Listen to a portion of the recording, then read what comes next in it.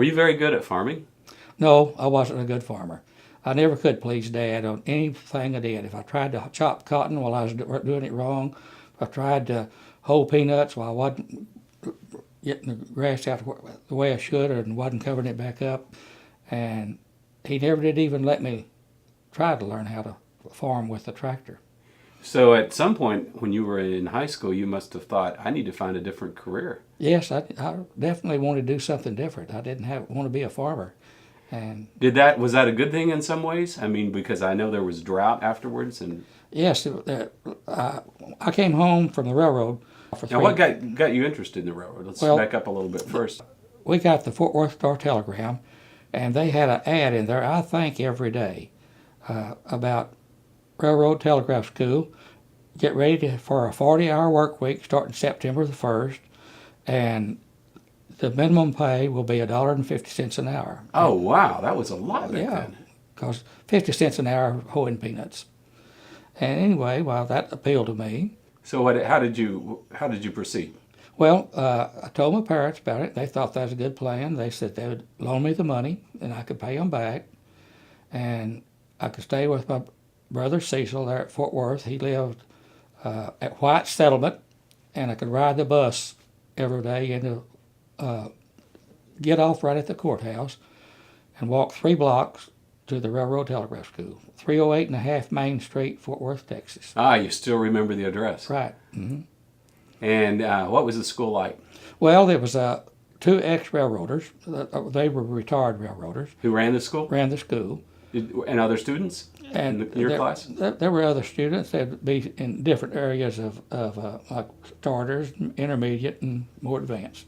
You were learning Morse code? American Morse Code. Uh-huh. And what else? Well, and also about train orders and things like that. So it was a school really designed to prepare you for the railroad? It was.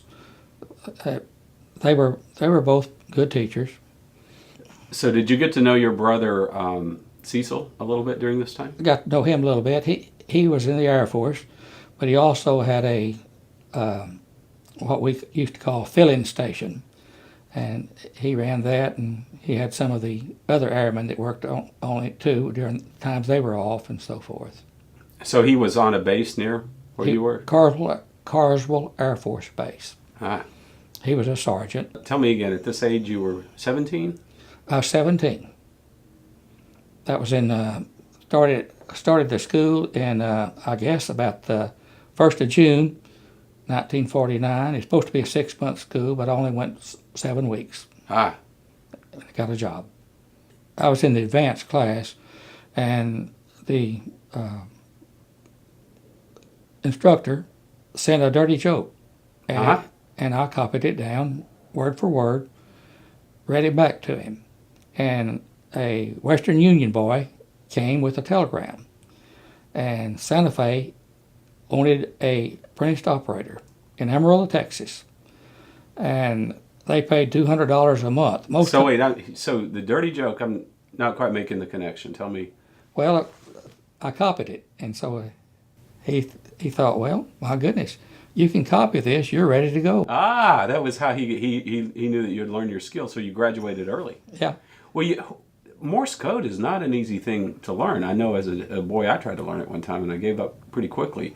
I never thought about getting out that early. I was surprised, and pleasantly surprised. You must have really applied yourself to learn this. Yeah, I worked hard at it and Uh-huh. everything.